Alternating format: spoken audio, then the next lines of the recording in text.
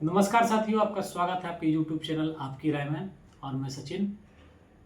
आज हम चर्चा करेंगे कल और इंडिया और ऑस्ट्रेलिया के बीच में जो T20 मैच खेला गया था उसमें क्या हुआ, कैसे हुआ। इन सारे मुद्दों पर हम चर्चा करेंगे अपने क्रिकेट एक्सपर्ट विवेक से, जो कि मुंबई से लाइव है, और जानेंगे कि इसमें क्या सुधार हो सकता था या कहाँ कमियाँ रह गई। इसके बारे में और चर्चा करने के लिए हम जोड़ते हैं फोन लाइन पे विवेक को। विवेक, आपका स्वागत है आपका YouTube चैनल हमारे आपकी राय में। बहुत बहुत धन्यवाद एक बार फिर आपकी टीम और आपको भी कि आप एक बार फिर हमें इस प्रोग्राम में आमंत्रित किए। जैसा कि कल मालूम है विवेक कि कल इंडिया जीत गई है और 2-1 से बढ़त बना चुकी है इंडिया। तो कहीं ना कहीं आपको क्या लगता है कि कल का जो स्कोर था टीम इंडिया का वो कुछ शॉर्ट रह गया था? देखिए, जिस तरह से पिच बिहेव कर रहा था उस हिसाब से भारत लगे एक पार स्कोर कह सकते हैं, क्योंकि 170 रन के आसपास T20 में देखने को तो ऐसे कम लगता है, लेकिन जिस तरह से पिच फंस के आ रही थी, डबल पेस थी और भारत जिस तरह से शुरुआत किया था उस हिसाब से बीच में एक कोलैप्स हुआ, उसके कारण थोड़ा सा 10-15 रन शॉर्ट हो गया, लेकिन फिर भी एक अच्छा टोटल बोर्ड पे लगाया और बाद में पता भी चला जिस लिहाज से ऑस्ट्रेलिया 50 रन से मैच हारी, तो अच्छा मुकाबला हुआ, भारत जीता। हाँ विवेक, मैंने ये पूछा था कि क्या आपको क्या लग रहा है कि शुभमन गिल की जो पारी थी थोड़ी सी धीमी थी, आपको ऐसा नहीं लग रहा है? लेकिन शुभमन गिल का जो कंट्रोल था उस हिसाब से तो उन्होंने अच्छे से निभाया उसे।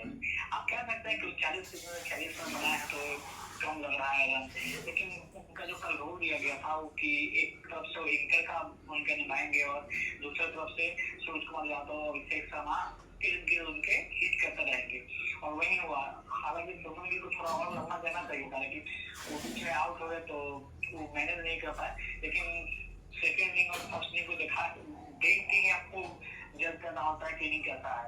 तो पूरे मैच के दौरान वो हाई रन के स्कोरर थे, तो आप कह सकते हैं कि इनिंग उस हिसाब से सही थी जी जी बिल्कुल, आपका और अच्छी प्रिडिक्शन। नहीं थी। तो जी जी बिल्कुल, और आपका प्रिडिक्शन भी सही हो गया। आपने बताया भी था पहले कि शुभमन गिल की पारी सबसे बड़ी पारी रहेगी और वही हुआ।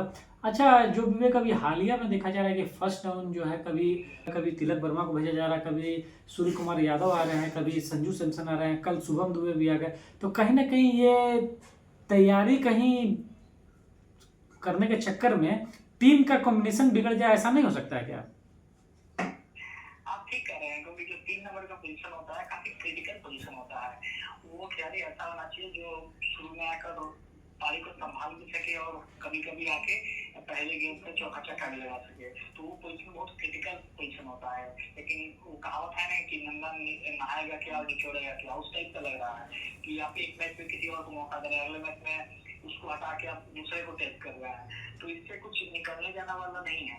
तो आप बेहतर है कि किसी एक को फिक्स करें नंबर 3 पे और उसको लंबा रोक दें, और नंबर 4-5 से फिर फ्लेक्सिबिलिटी का जो बैटिंग लाइनअप है उसको इस्तेमाल करें। लेकिन 3 नंबर बहुत क्रिटिकल होता है T20 टीम में, और उसको फिक्स करना बहुत लाभदायक है, चाहे वो सूरज कुमार यादव हो, तिलक वर्मा हो, संजू सैमसन हो, या फिर आप शिवम दुबे को अगर 3 नंबर देख रहे हैं तो तभी भी।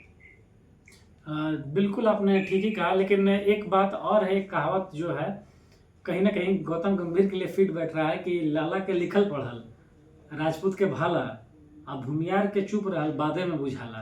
तो कहीं ना कहीं ऐसा मुझे लग रहा है कि ये हो सके कि बाद में पता चले कि उन्होंने इस पर क्या काम किया है। अच्छा, साथ ही विवेक और एक बात ये मेरे जहन में आ रही है कि क्या आपको क्या ये नहीं लगता कि ऑस्ट्रेलिया टीम पार्टनरशिप की वजह, पार्टनरशिप तो उन्होंने प्रयास किया स्टार्ट में, लेकिन फिर बाद में उन्होंने लंबे लंबे शॉट मारने के चक्कर में पूरे टीम कोलैप्स कर गई। अगर ज़्यादा अच्छा होता कि वो छोटे छोटे बिल्डअप करती पार्टनरशिप तो मैच का रिजल्ट कुछ और होता। देखिए, आप क्या लगता है कि पार्टनरशिप ऑस्ट्रेलिया ने कोशिश की, लेकिन बाद में जिस तरह से वो आकर हिट करने लगे, उसका दूसरा कारण यह था कि वो भी समझ रहे थे कि जो पिच था काफी स्लो है। अगर हम बाद के लिए 10 रन पर ओवर उसको छोड़ देंगे आखिरी 5 के लिए तो वो आसान नहीं रहेगा, और जो रिक्वायर्ड रन रेट था वो बढ़ते चला गया, क्योंकि ऑस्ट्रेलियाई बाउंड्री के लिहाज से जो बाउंड्री का साइज था वो काफी बड़ा था। तो जो टॉपिक का चौका छक्का होता है वो भी आपको नहीं मिल रहा था, आपको शॉट मैन्युफैक्चर करना पड़ता है असली मैदानों में। और जब पिच स्लो था तो वो पेस नहीं मिल पा रहा था। और आप जान रहे हैं कि भारतीय गेंदबाजी लाइनअप से खेल रही टीम अभी वो सबसे बेहतरीन कंपोजिशन है इन टर्म्स ऑफ स्किल और इन टर्म ऑफ कंपोजिशन। तो किसी गेंदबाजी ने मौका नहीं दिया। हालांकि शिवम दुबे एक वीक लिंक थे, लेकिन उन्होंने भी जो बड़ा बाउंड्री है और जो सोने पर अवसर फायदा उठाया।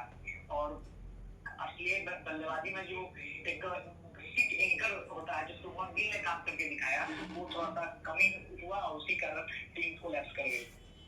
अच्छा विवेक, आपको क्या लगता है कि शिवम दुबे का जिस प्रकार प्रयोग हो रहा है गेंदबाजी में, आगे में कहीं ना कहीं जाकर T20 वर्ल्ड कप के लिए वो बहुत फायदेमंद साबित हो सकते हैं?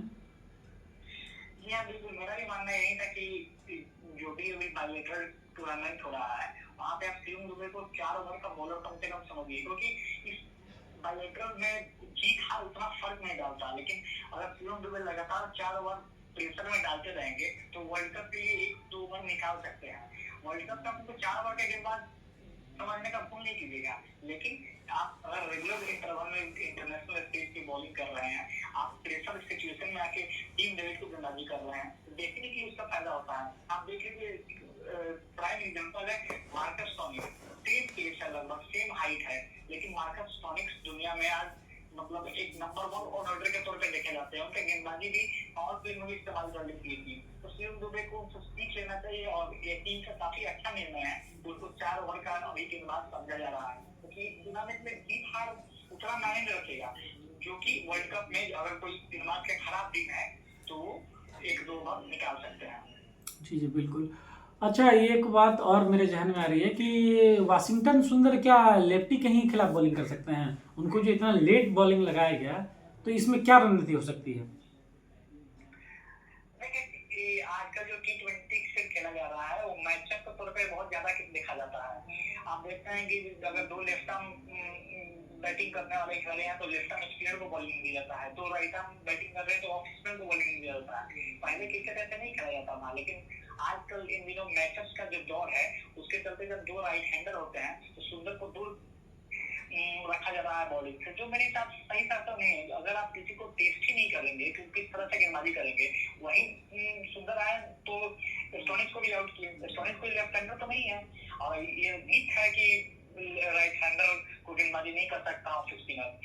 इसको टीम को सुधारना पड़ेगा। आपके पास अगर ऑप्शन है तब ना आप शिवम दुबे से करा ले रहे हैं। मान लीजिए किसी मैच में आपका कोई खिलाड़ी चोटिल हो गया मैच के दौरान, तो आप सुंदर से एक भी ओवर नहीं करिएगा। लेकिन प्रैक्टिस का जो समय है उसमें आपको सब चीज अपने हिसाब से कोशिश करना चाहिए और उसको मैच में इंटीग्रेट करना चाहिए। चलिए, और आपको मालूम ही है कि ऋषभ पंत का सिलेक्शन हो गया है साउथ अफ्रीका टेस्ट सीरीज के दौरा के लिए, तो क्या आपको लगता है कि एक और कंटेंडर बढ़ गए हैं T20 वर्ल्ड कप के लिए? नहीं, इस मुकाबले में मेरे हिसाब से जो टीम मैनेजमेंट है वो काफी फिक्स है और इस बात के लिए वो ऋषभ पंत को भी कम्युनिकेट कर दिया गया है कि हम अभी आपको T20 के लिए नहीं देख रहे हैं। इसलिए उनको T20 के जो सेटअप होता है उसके इर्द गिर्द भी मौका नहीं मिल रहा है। ऋषभ पंत को अगर T20 अच्छा कर खेलना है तो फिर अगले साल IPL है, तो फिर वो 28 T20 वर्ल्ड कप और ओलंपिक्स के लिए देख सकते हैं। लेकिन अभी ऋषभ पंत सिर्फ टेस्ट सेटअप खींचता है और व्हाइट बॉल में ODI जो फॉर्मेट है उसमें सेकंड विकेट कीपर के स्पॉट के लिए लड़ रहे हैं, लेकिन T20 में उनका जगह अभी क्लियर नहीं है। अच्छा अच्छा, ठीक है। और जहाँ तक बात रही कि T20 वर्ल्ड कप जो आगामी 2026 में होने वाला है इंडिया में, तो विवेक आपको क्या लगता है कि जो टीम अभी जो खेल रही है उसमें एक हार्दिक पांड्या टीम में आ सकते हैं, इसके अलावा और किसी खिलाड़ी की जगह बनती दिख रही है आपको? इस टीम में भी हार्दिक पांड्या आएंगे, फिर कुलदीप यादव को भी कहीं यहाँ पे इस टीम का जो चैलेंज है इससे पाकिस्तान के खिलाफ है, चाहे सेना कंट्री में कोई टीम अगर स्पिन हल्की खेलती है तो कुलदीप यादव का भी मौका बन सकता है। बाकी जो टीम है लगभग सिमिलर है, जितेश शर्मा और सुनील चंद्रन के बीच में रेस है। तो बाकी जो टीम है वो सारी लगभग इसी इर्द गिर्द घूमेगी, लेकिन जो टीम है उसको ये देखना होगा कि किस कंपोजिशन को किस टीम के खिलाफ आप अप्लाई कर सकते हैं। चलिए, और लास्ट मैच जो है जो ब्रिस्बेन में खेला जाएगा, और इंडिया और ऑस्ट्रेलिया के बीच में जो कल ही है, तो कहीं ना कहीं ज़्यादा दबाव किसके ऊपर रहेगा, ऑस्ट्रेलिया और या इंडिया के ऊपर? देखिए, जैसा कि हमने पहले भी बात किया था कि जो T20 जो सीरीज है, इसको कोई भी टीम सीरियस उस हिसाब से नहीं ले रही है। सब इसको एज ए प्रिपरेशन के तौर पे ले रही है। आप ऑस्ट्रेलिया का भी जो माइंडसेट है, वो ट्रेविस हेड को, हेजलवुड को या और जो खिलाड़ी को आराम दिए हैं, इसीलिए दिए हैं क्योंकि वो जान रहे हैं कि जो अगले साल T20 वर्ल्ड कप है, उसके लिए नए नए खिलाड़ियों को ट्राई करने का यही मौका है। भारत एक क्वालिटी साइड है और जब उसके खिलाफ कोई खिलाड़ी परफॉर्म करेगा तो डेफिनेटली उसका जो माइंडसेट है और जो उसका जो आत्मविश्वास है वो बढ़ जाएगा। इसलिए ऑस्ट्रेलिया भी इस टीम को, इस सीरीज को एज ए प्रिपरेशन के तौर पर ले रही है। भारत भी इस को एज ए प्रिपरेशन के तौर पर ले रही है क्योंकि अब कुलदीप यादव को उन्होंने रिलीज कर दिया और वो साउथ अफ्रीका ए के खिलाफ टेस्ट सीरीज खेल रहे हैं क्योंकि साउथ अफ्रीका भारत आने वाली है WTC के लिए। तो दोनों टीमों का जो कंपोजिशन है उस हिसाब से ये एज ए प्रिपरेशन ले रहे हैं और मेरे हिसाब से नहीं लगता है कि किसी टीम पे बहुत ज्यादा दबाव होगा। चलिए विवेक, और आपसे अंतिम सवाल पूछकर इस शो का समापन करेंगे। तो आप जी, मेरा सवाल ये था कि जो ये सीरीज जो चल रही है उसमें कोई यंगस्टर आपको ऐसा नजर आए जो ऑस्ट्रेलिया टीम में वर्ल्ड कप में अपना जगह बना पाएंगे? देखिए, ऑस्ट्रेलिया भी लगभग उसी 14, 15, 17 खिलाड़ियों को ट्राई आउट कर रही है जो वर्ल्ड कप के लिए आगे बढ़ सकते हैं। एक खिलाड़ी मेरे ध्यान में आता है, वो है लेफ्ट आर्म स्पिनर जो मैथ्यू कुनेमन है। वो आजकल जो एक डेटा आ गया है कि लेफ्ट आर्म स्पिनर को टीमें अच्छी नहीं खेल रही है और ऑस्ट्रेलिया का जो स्ट्रगल है लेफ्ट आर्म स्पिनर के लिए, इसके पहले स्टनगर को ट्राई आउट कर रहे थे, लेकिन इस सीरीज में उन्होंने मैथ्यू कुनेमन को मौका दिया और कुनेमन का परफॉर्मेंस बहुत ज्यादा बुरा भी नहीं था। तो हमको लगता है कि वो उस 15 का हिस्सा हो सकता है क्योंकि आपको ये भी नहीं भूलना होगा कि जो T20 वर्ल्ड कप है वो सिर्फ इंडिया में नहीं, श्रीलंका भी उसका शेयर्ड है। तो उस ऑस्ट्रेलिया का एक दो मुकाबला अगर पाकिस्तान का उससे होता है या एक और मुकाबला अगर श्रीलंका का होता है तो वो श्रीलंका भी जा सकते हैं और श्रीलंका में क्या होता है, स्पिन होता है। तो मेरे हिसाब से मैथ्यू कुनेमन में तुरुप का हिस्सा साबित हो सकते हैं और वो इस टीम में जगह बना सकते हैं। चलिए, बहुत बहुत धन्यवाद विवेक हमसे जोड़ने के लिए। जी, बहुत बहुत धन्यवाद आपका भी कि आप इस शो पे हमें बुला रहे हैं और बहुत प्यार मिल रहा है दर्शकों का। और मैं एक और चीज इसमें ऐड करना चाहता हूँ।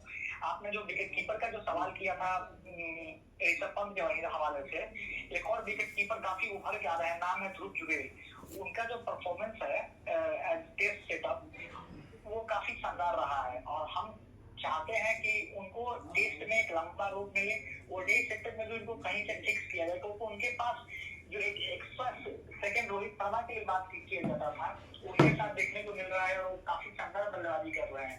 तो टीम को उनको सिर्फ एज ए विकेट कीपर नहीं, एज ए बैटर भी देखने की जरूरत है।